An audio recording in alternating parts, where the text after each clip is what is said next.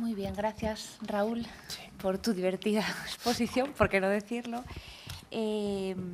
Damos la palabra ahora a Ernesto García Fernández, a quien corresponde concluir además esta sesión de tarde y que además es el investigador principal de nuestro proyecto. Así que quiero hacer y aprovechar la ocasión, como hicieron ya algunos compañeros de mesa, pues un agradecimiento público, sobre todo por la apuesta que él ha hecho por la investigación de Oviedo y por incluirnos en su proyecto. Y además quiero también agradecerle el guiño que le hace, yo creo que se lo agradecemos todos los asturianos, en dedicar su última investigación a nuestra tierra y a, y a una personalidad que habla de nuestro Principado. Así que le damos la palabra cuando quiera. Muchas gracias, María, por tus palabras.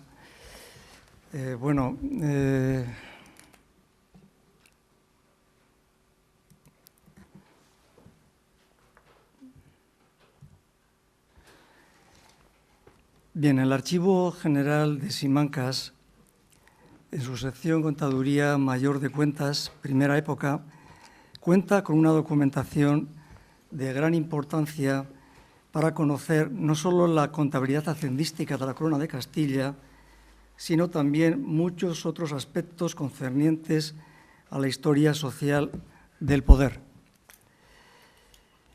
Una de las personas responsables de la confección de esta contabilidad fue Pedro Niño, hijo de Fernando Niño, señor de Noez, población próxima a Toledo.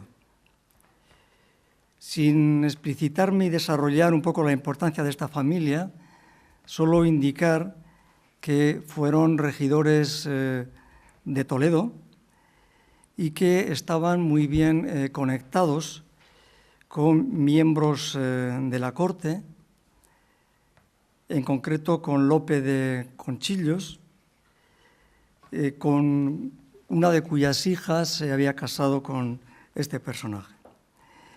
El trabajo gestor de Pedro Niño afectó asimismo al examen de las cuentas fiscales del Principado de Asturias de la segunda mitad del siglo XV y principios del XVI. La información contable recogida en estas fuentes es de gran valor por varias razones. La primera, porque nos permite conocer cómo se aplicó de forma general el régimen fiscal de la Administración en este territorio. La segunda, porque nos ayuda a concretar el papel que desempeñaron en el Principado los arrendadores mayores, más propiamente habría que calificarlos como arrendatarios, y los tesoreros. La tercera, porque es una fuente definitiva, por lo menos juntamente con otras que no voy a aludir a ellas, para dibujar la distribución social del volumen tributario. Y la cuarta, porque curiosamente este tipo de fuentes no solo dan información contable, sino que recogen datos de tipo cualitativo, de carácter cualitativo, que no están en otros archivos y que desde este punto de vista son definitivos para comprender la evolución política y los conflictos o los consensos que se produjeron en el Principado entre mediados del XV y comienzos del siglo XVI. En el trabajo que ustedes tendrán la oportunidad de leer cuando se publique, voy a tratar tres apartados. En primer lugar, daré una panorámica en esa publicación, una panorámica general del Principado de Asturias, lo que se conoce hasta la fecha. En segundo lugar, quizás el aspecto que más menos voy a desarrollar aquí, voy a dedicar un capítulo a la conflictividad política acaecida en el periodo en que Enrique IV gobierna, de mediados del siglo XV, porque hay algunas informaciones que merecen la pena que me detenga y que me vaya a detener en ellas. Y la tercera, que también voy a hacer alguna valoración como hipótesis, tiene que ver precisamente con una figura de la que acaba de hablar hace un momento Raúl, que es Juan de Oviedo. Yo no voy a hacer la biografía de Juan de Oviedo, tú la has hecho muy bien, ¿eh? Yo voy a estudiar las relaciones puntuales entre Juan de Oviedo y la corte y la contaduría, ¿eh?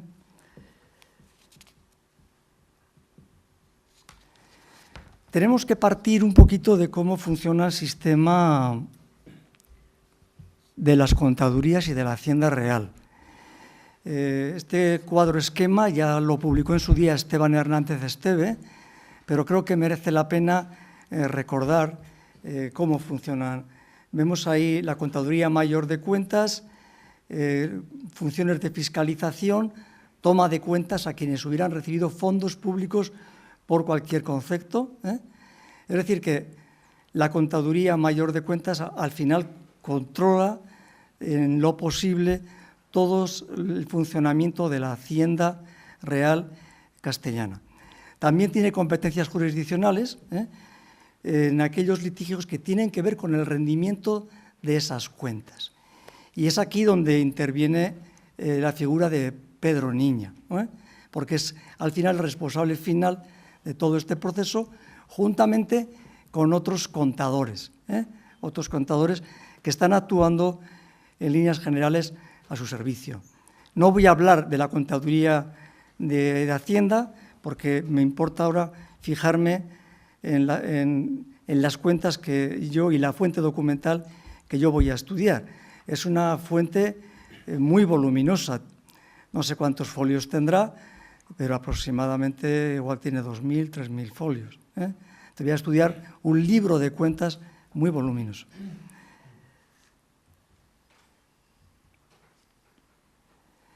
La Hacienda Regia se conforma por numerosos partidos fiscales. Solo he recogido algunos. Esto ya lo estudió magníficamente el profesor Miguel Ángel Ladero y me remito a sus publicaciones, pero quería traer a colación algunas merindades de Castilla y León, sobre todo porque, si ustedes se fijan, ven que la quinta que yo he puesto, quinta, es Asturias de Santillana, ¿eh? Es decir, que hay más de una Asturias.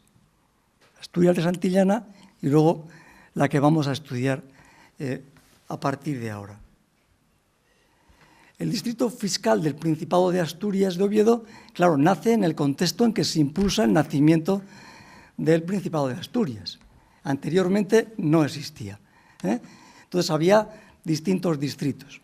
Y este es un momento importante que va a ir consolidándose y definitivamente ya aparece en las fuentes documentales a comienzos del siglo XV.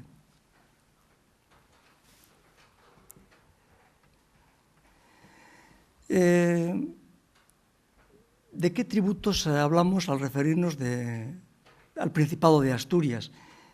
¿Cuál es el volumen de la tributación?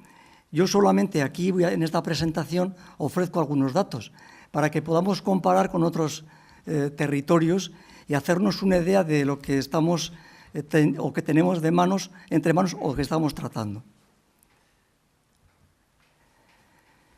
Asturias es un territorio muy amplio, tiene 10.604 kilómetros cuadrados y las referencias que he tomado son las correctas, y aproximadamente pagaba a la Hacienda unos 4,5 millones de maravedís a finales del siglo XV, por distintos conceptos.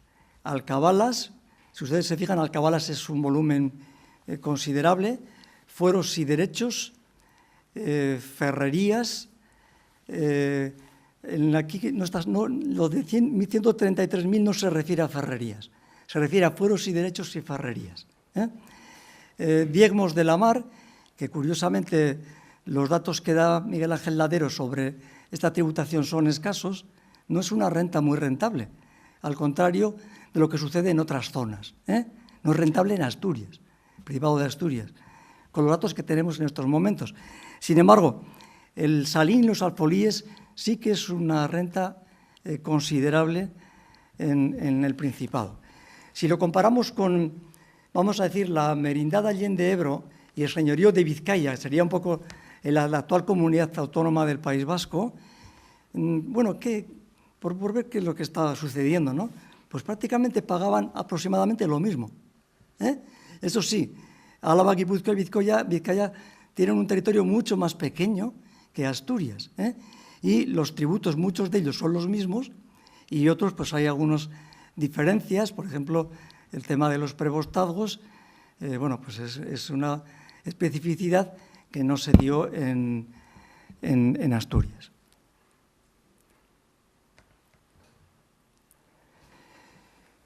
Estos datos que yo voy a ofrecerles a ustedes ahora provienen de esta fuente documental, pero hay más fuentes documentales y podrían completarse estas informaciones. Yo, en el estudio que voy a realizar, solo me voy a fijar en este libro. Ya habrá tiempo, quizá en un futuro, en profundizar, si es que lo considero oportuno. Cargo y data de alcabalas del Principado de Asturias. Bien, he cogido algunos años. Hay datos de más años, pero a veces son incompletos. También a veces hay contradicciones. Las fuentes contables pues tienen sus pequeñas trampas. No sé si por errores o porque se hace del escribano o porque se hace a propósito. Bien, estos son un poco para que veamos el nivel impositivo en lo que se refiere a las alcabalas, fueros y derechos. Pueden ver ustedes cómo va creciendo el impuesto desde mediados, en maravedíes, desde mediados del siglo XV hasta finales del siglo XV. Hay aparte también los prometidos, los situados. También el situado al principio es pequeño, relativamente pequeño, y luego va creciendo. Las libranzas sucede lo mismo, van creciendo de una manera sustancial. Bueno, continuamos con otra información que proviene de esa fuente, ya de los años siguientes. Todavía crece más el tributo de alcabalas, hasta llegar en 1500, pueden ustedes ir viendo, los arrendadores van cambiando, o los arrendatarios, son distintos durante este periodo. Y alcanzan, con Pedro Lundueña, que creo que era natural de Madrid, era corregidor también del Principado de Asturias, y alcanza la cantidad de 3.344.968.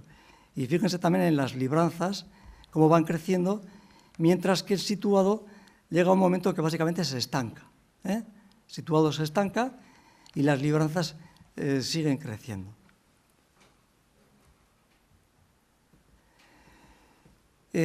Otro de los tributos son los fueros y derechos. Estoy hablando de tributos ordinarios, porque normalmente se percibían. No hablo de los tributos extraordinarios. Computar este capítulo es muy complejo en la fiscalidad regia. Bueno, por primera vez, creo que por primera vez nos aparecen aquí en esta fuente los fueros y derechos en los concejos del Principado de Asturias con el recaudador Juan de Oviedo, en 1453. Hasta ahora se conocían datos, pues tal cantidad, pero desde luego la cantidad que se daba unos años antes es muy distinta de la que se da de manera detallada cuando aparece toda la nómina de concejos y las cantidades que pagan respectivamente. Ahí aparecen también los conceptos, porque bajo la denominación de fueros y derechos, pues lo que se está pagando es merindades, martiniegas, fumadgas, portazgos, notarías, cuadrillas, llantares. Son una cantidad de tributos viejos, antiguos, que por eso Miguel Ángel Ladero habló de arcaicos, esa denominación, y que continúan pagándose, entre comillas, religiosamente durante todo el siglo XV y durante la primera mitad del siglo XVI. Entonces nos aparecen todas las poblaciones. Esto, si lo trasladamos a un mapa, vemos qué poblaciones pagan estos derechos y fueros y quiénes no pagan estos derechos. No todas las poblaciones pagan estos tributos. El salín de Avilés, había varios salines, el de Llanes y el de Avilés, quizás son los más importantes. El de Llanes a veces aparece en la relación de las alcabalas y otras veces aparece con el Salín de Avilés, o sea que todo depende de los arrendadores, cuando se toman o arrendatarios cuando se toman los arrendamientos. He traído a colación un ejemplo. Es una renta sustancial. En 1495 el cargo es de 1.139.000 maravedís y pico y los libramientos son de 1.092.000 maravedís.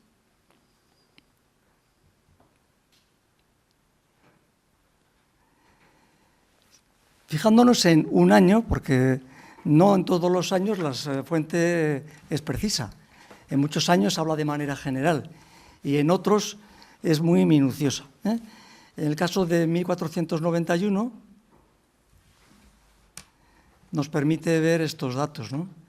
El cargo es de 2.190.800 maravedís, el prometido 4.800, lo que se paga al recaudador es 8.000, los situados son 475.000 y pico y las libranzas 1.702.000 y pico maravedís. Si nos fijamos cómo se distribuye el situado, el situado es la cantidad de 475.000 maravedís, son las mercedes de juro, de heredad o vitalicios que van a parar a distintos sectores sociales del Principado. Y este sería el resultado este año, con las alcabalas, alcabalas, foros y derechos. Los centros eclesiásticos, 48.170, los caballeros, 140.000 y pico maravedís, la alta nobleza, 260.000 maravedís, y los concejos, 25.000, y las élites urbanas, 2.520. Y aquí tenemos al detalle, qué recibe cada monasterio, cada iglesia, que recibe con los nombres, los caballeros. Se ha hablado aquí de los Miranda, de los Quirós, pues son los que están ahí apareciendo en la fuente, y la alta nobleza, prácticamente no, la alta nobleza son dos, los herederos del conde de Siruela y el merino mayor de Asturias, que ustedes seguramente que conocen, que es el personaje con mayor influencia política durante el siglo XV en el Principado de Asturias, que es el conde de Luna.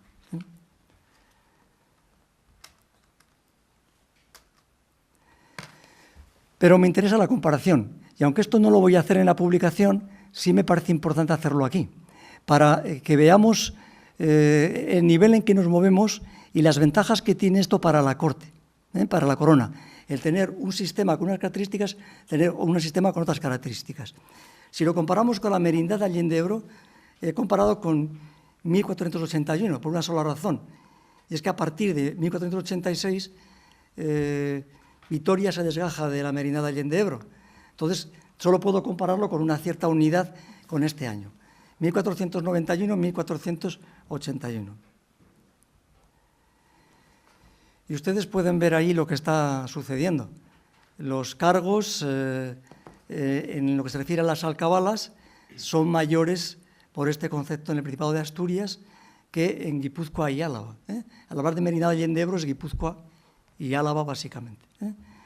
Los situados, pues, son mayores en Álava y Guipúzcoa que en el Principado. Esto quiere decir que la pequeña nobleza local se queda con gran parte de las rentas de la corona en Álava y Guipúzcoa.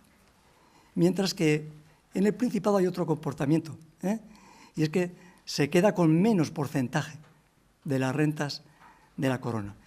Y en las libranzas, si nos fijamos en este año, bueno, es que es impresionante, porque aproximadamente más del 80% de todo lo que se recaudaba en Álava y Guipúzcoa se queda en el territorio.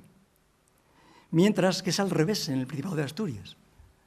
De lo que se recauda en el Principado, aproximadamente el 80% va a la corte. Y con eso pagan a los infantes, las casas de los infantes, la casa de los reyes, Es decir, el sistema es igual, básicamente. Sin embargo, los comportamientos sociales y políticos varían de una manera notable.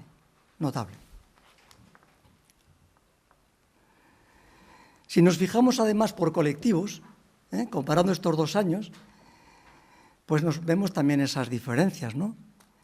Si vamos por la alta nobleza, porque es un poco más espectacular, y además el alta nobleza ha dicho que en Asturias son 2. Bueno, pues en lo que es Álava y Guipúzcoa son algunos más, y sin embargo no tienen tantos beneficios. El poder de la alta nobleza, diríamos, en lo que se refiere a la absorción de las rentas regias en Álava y Guipúzcoa, es mucho menor que en el Principado de Asturias. Y esto nos está indicando también la realidad política que varía de un espacio hacia otro. Si nos fijamos en los centros eclesiásticos, pues en lo que sería Álava y Guipúzcoa son altamente beneficiados, bastante más, al contrario que en el Principado de Asturias. Los concejos vemos algo similar y las élites urbanas no digamos nada. Prácticamente las élites urbanas no se benefician de las rentas, las del Principado, de la administración regia. Esto es fruto de unas relaciones políticas y sociales que no van por las mismas líneas. Los caballeros, pues idénticamente, lo que estoy un poco proponiéndoles es que hay diferencias importantes entre unos y otros espacios.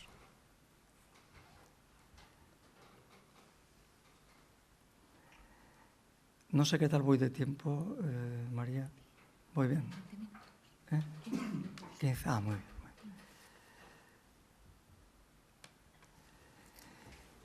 Otra de las informaciones que nos da esta fuente es que nos permite conocer lo que pagaba cada concejo. He cogido un año del periodo en que es el arrendatario Pedro Lundueña, este vecino de Madrid, y bueno, se puede comparar. Vamos a ver. Las poblaciones que más pagan en concepto de alcabalas, por ejemplo, Oviedo, aproximadamente pagaba como Vitoria, por estas fechas. Sin embargo, en Logroño se pagaba muchísimo más, 800.000 maravedís. Eso lo conoce muy bien Javier Goicolea. Y el resto son, pues, Lena, ahí pone Parras Esparres, Colunga, Llanes, 292.000, o sea que pagan más el Llanes que en Oviedo. También superan los 100.000 Avilés, Siero, Villaviciosa, que también paga más que Oviedo. O sea, todo esto es una información que exige luego profundizar. ¿Por qué Oviedo consigue que los encabezamientos de alcabalas sean más reducidos que los de otras localidades? Es decir, detrás de esto hay relaciones entre la corona y los concejos. Y estas relaciones contemplan también negociaciones. ¿De qué tipo? ¿Hasta dónde podemos llegar a saberlo? Tiene su complejidad. Y dependerá de las fuentes también locales que se conserven.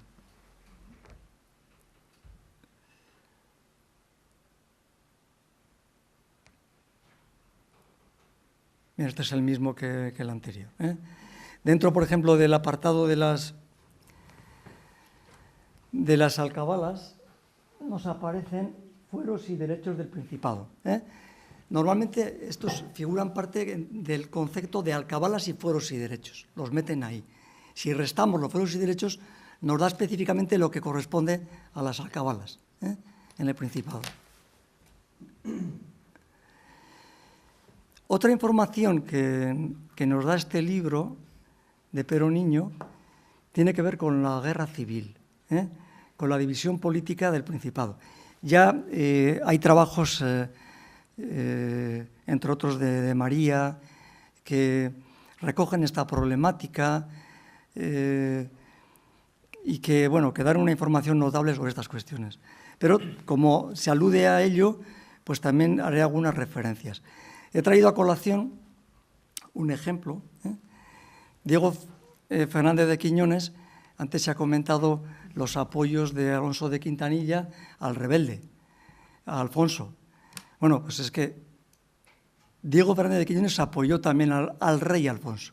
Digo al rey Alfonso porque en las fuentes está clarísimo, a los dos les llaman reyes. Entonces, hablar de infantes, pues, podemos hablar, pero en la fuente a los dos se les califica de reyes por el escribano de esta época, posterior a los acontecimientos. O sea, no le mantienen el título de infante que se levanta contra Enrique IV, sino que le llaman rey a uno, rey a otro. ¿Por qué? Porque los arrendatarios, cuando presentan las cuentas, califican a ambos como rey. Claro, si no, serían considerados rebeldes y como un delito de lesa majestad. Todos responden a un rey, no han cometido un delito. Bien, en este caso, el conde Luna, como modo de ejemplo, en uno de los momentos dice que entregó 8.000 maravedís al concejo de Grado, que estuvo con el dicho conde de Luna en servicio del dicho señor rey en el cerco de la ciudad de Oviedo, en el paso de la puente de Olloniego, en otras partes, y que tomase carta de pago de ellos y de cualquier de ellos. Bien, esto nos permite ver quiénes están colaborando con el conde. O sea, no solamente es el conde que es el rebelde, sino que hay un sector de la población del Principado de Asturias que no está de acuerdo con la política que llevaba a cabo hasta la fecha Enrique IV y apoyó al conde. Y por eso el conde hace una serie de pagos y los recaudadores, entre ellos hay un judío, lo que hacen en este año en concreto, pues lo que hacen es reflejar lo que está sucediendo. También colaboran en el apoyo al conde Luna los concejos de Valdés, La Trera, Las Regueras, Pravia, gentes del concejo de Gijón, Avilés, Siero. Es decir, es una fuente que nos permite ampliar en alguna manera estos conflictos políticos que se están llevando a cabo en el territorio. Y además que nos permiten constatar, y sobre ello no voy a hablar, el papel desde el punto de vista de la Hacienda y de la Fiscalidad de Diego Fernández de Quiñones. Es que él hace lo que quiere. O sea, estoy un poco exagerando, pero lo que hace es emitir las cartas de libranza. Él emite las cartas de libranza y los contadores le hacen caso a él. No la emite la contaduría. Está cogiendo las competencias de la contaduría y él las pone en práctica a su libre albedrío. Esto creo que es interesante destacar. Y el último de los apartados de lo que es lo que va a ser la publicación se refiere a Juan de Oviedo, tesorero del Principado de Asturias, también durante la guerra civil entre Enrique IV y el infante Alfonso. Hacienda, negociación y acuerdo. Cuando antes me he referido a los encabezamientos y he señalado que algunos concejos pagaban menos que otros, aparentemente siendo importantes, he dicho, en los encabezamientos sabemos que había una especie de negociación entre la Corte y los concejos. No lo sabemos solamente por el caso del Principado de Asturias, sino por muchos más casos que están estudiados dentro de la corona.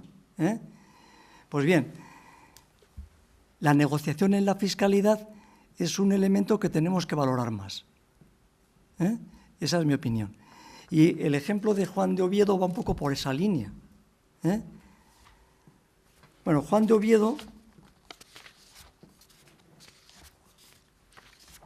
claro, coincide que es tesorero en una época muy complicada. Es la guerra civil. Entonces, creo que tengo los datos. Cuando presenta los datos, y aquí volvemos a la Contaduría Mayor de Cuentas. La Contaduría Mayor de Cuentas lo que quiere es que cuadren las cuentas. Si el cargo que tenía que entregar Juan de Oviedo era de 13 millones en estos años, que ahí tienen ustedes las fechas, pues quieren cobrar los 13 millones. Pero Juan de Oviedo dice, no, y entrega solo 12.738.000. Con lo cual le resta 778.353. Esto es un problema. La Contaduría Mayor de Cuentas, lo que haya pasado en la Guerra Civil, en principio parece que no lo da por válido. Y aquí hay una negociación, es lo que quiero, lo que desarrollaré. Una negociación entre los contadores mayores y el tesorero Juan de Oviedo. Y esta negociación pues desemboca en un documento, en una capitulación. Le llaman capitulación, le llaman asiento. Y todo el mundo, si mira el diccionario de la Real Academia de la Lengua, se dará cuenta de lo que es un asiento y lo que es una capitulación. O sea, detrás de todo esto hay una negociación entre los contadores y Juan de Oviedo para resolver sus diferencias en cuanto a lo que hay que pagar finalmente. Lo que quiere Juan de Oviedo es que le otorguen una carta de finiquito cuanto antes, porque tiene un problema que está en los tribunales.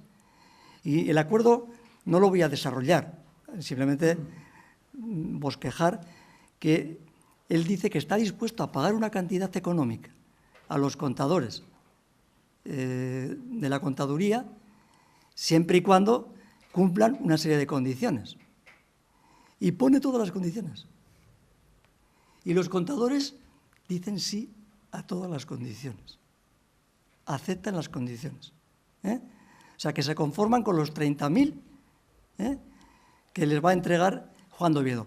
Juan de Oviedo ya dice que si no les paga los 30.000 maravedís.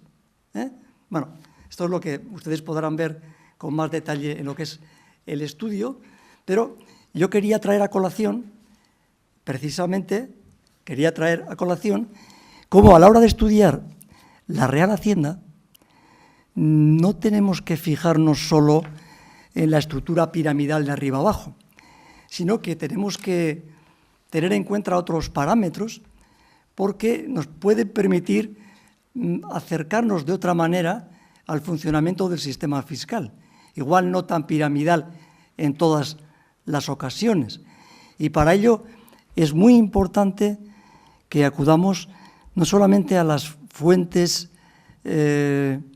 fiscales de la contaduría, sino también a las fuentes locales y a los pleitos, estén donde estén, Chancillería o en otro lado. Creo que si vamos por esa línea, vamos a tener una visión menos rígida del funcionamiento de la Hacienda, más dialéctica. Eso sí, pese a todo ello, el sistema funciona y la jerarquía existe. La jerarquía existe. Y esto es lo que le quería comentar por hoy solamente.